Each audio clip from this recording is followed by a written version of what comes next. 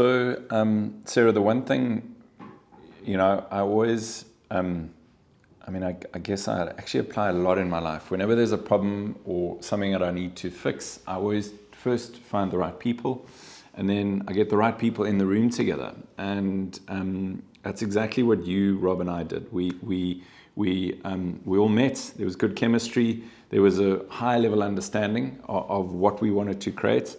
And then what we did is we didn't sort of go back to our own spaces and then start creating. We actually went to the site and we stood and walked as if we were guests. Ultimately, we're creating a guest experience, and we're creating spaces, textures and colors and emotions and feelings and energies that are around the guest experience. So I still remember, and I will always remember, the first day, 2 days, 3 days that we actually spent there, just standing at the front, imagining we're the guest who is arriving often for their first time, and coming into meeting the building for the first time. For me, the jumping off point and my introduction to Ivory was it as a burnt site. So it had this sort of story behind it and this weight, but the location just completely opened my eyes. I mean, the fact that it's on the bend of the river, it's not just another bush lodge location. And I think that connection to the water factor, the connection to the bush, it really needed to come through strongly. The architecture, the structure itself is almost floating in the space, but at the same time very grounded.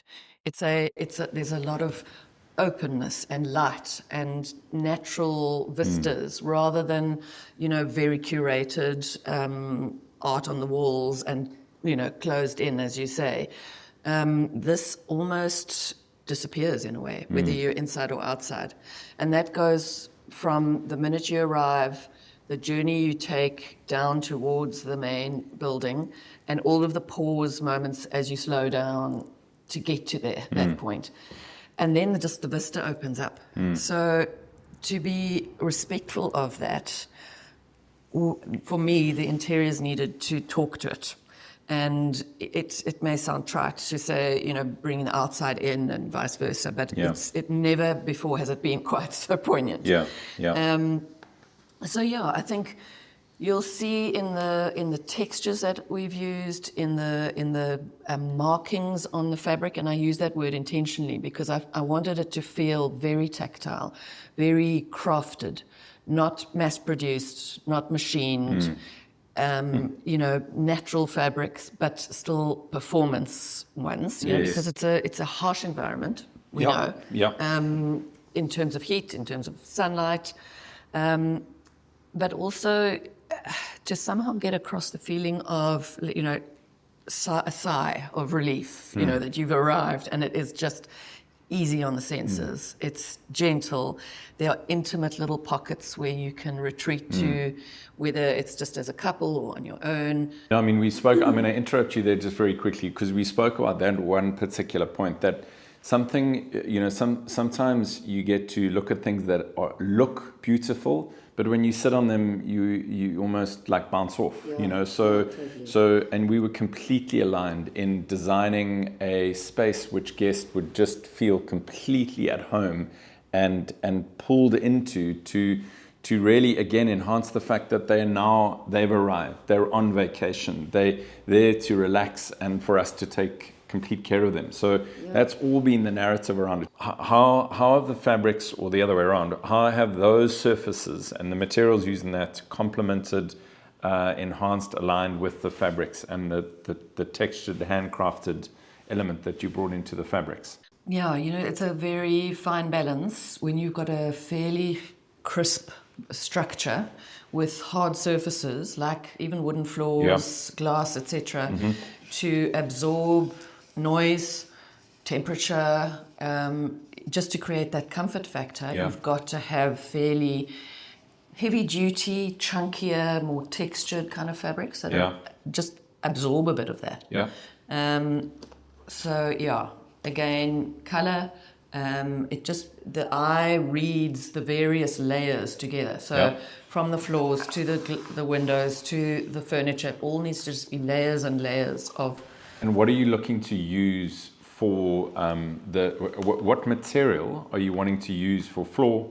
Wool less so. Well, there are elements of wool, but a lot of it is glass. Yeah. What are those elements that you're looking to bring in to complement the fabrics? Yeah, so to ground it and complement it, quite a lot of timber, grain showing, grain almost felt, not that you would necessarily be walking on it barefoot. Yeah. Even where we've used tile or stone, it is very textured, very natural. So it reads as a finish that's been there for years. How Rob has designed it with you as well is that there's water from the top into the water elements in the architectural structure flowing all the way down. So you almost alongside you on the right-hand side as you're walking down, there is this water furrow which is carrying you down to the river. Yeah. Beautiful. So it connects the water factor all the way through. And you'll see that come through in certainly the colors, water, tones, mud, even clay kind of ideas coming in. And obviously that water traveling down comes with sound. It comes with you, as you say. I mean, the one guest experience which I've personally always valued when going to these type of locations is sitting around the fire. I think it dates back thousands of years when we came from a very different landscape, and it's the where you and Rob have positioned it is very central to often where fireplaces were positioned in, again, as I said, hundreds of years ago. You know, often they were there centrally positioned to bring light, warmth, protection to the inner part of anyone's home. The fire aspect as another kind of very strong element. We, even within the lounge building, the fireplace is a real, it's the home, the hearth of the home, you know. It's in tandem with that big. That's in the inside lounge area. It's sitting there as an element, as a feature. Exactly. Yeah. So with reference to that, then the outside fire seating area, similarly, so it needs to feel like a coming together moment. So it's right in the center. It's literally between the dining and the lounge space, and the deck almost frames it. So you still have the view. So yes, you'd probably be sitting there in the evening and into the night, where you would be able to almost see through the buildings. You know, the lights will twinkle in the dining space, in the boma in the distance. Well, distance, it's actually quite close. And I think following on from the idea of having these sort of intimate pockets to sit happens outside as well.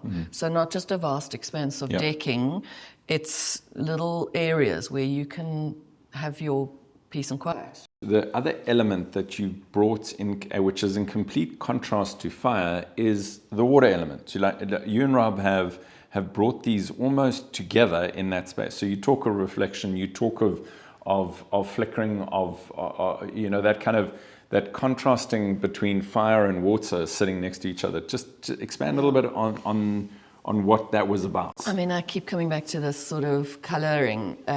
The water is everywhere. It's in front of you. It's the view. Very you look prominent. down over it. Yeah. There are almost these sort of reflection pool stroke ponds that are within the space. Yes. So you move around them, through them, Yes. over them. Again, the idea of sound, that the water is moving. Yes. Yeah. So everything from the guest bathrooms to the dining room to the arrival area, there's a sense of water everywhere. And then bringing that back into the colours, into the fabrics. I mean, as you mentioned, you've chosen colours which are can be linked, can be associated, can be grounded in water, in natural water elements. Whether it's the brown, the mud, the brown of the mud, or the blue and the turquoise and the green of the actual water itself. So I think, again, that going back to the concept of grounding, sense of arrival, sense of place, is these are all layers and concepts which if one looks at the building and the design, you wouldn't actually realize like there's been that much thought into this. But every single color, every fabric is going to be chosen with this desired effect of grounding the guest in this incredible space on the banks of the river. Yeah. So the opportunity of having a lodge closed for this extended period of time was to also look at the suites and the residents, Fish Eagle residents in particular. It's obviously very important to not have a completely different vibe going on. It all needs to come together. So while the interiors may be a slight departure in the main Ivory area, they do subtly just plug into the existing suites and into the Fish Eagle residence. We're not reinventing the wheel. We are just massaging what went before. Mm-hmm. It's an evolution. It's grown up in a way. Yep. The bones are still there. Yes, we've added now another bedroom, which is a beautiful room facing out into the bush. Yeah. You've got more water reference in front of it. We've brought again in these water tones as well. So it will feel familiar to those who've been there before, but at the same time, a kind of, okay, yes, it's evolved.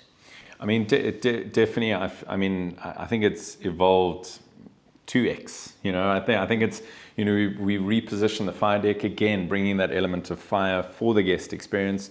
We brought in water as well. We added a third bedroom, and then the layering, and then the softening, and the bringing in of color to, again, just evolve her into what the main area is going to be looking like. So as you correctly said, so that there is a connection between the 2016 upgrade, which was primarily around the suites and Fish Eagle residents, and now the opportunity that we have in designing and rethinking the main areas. Exactly.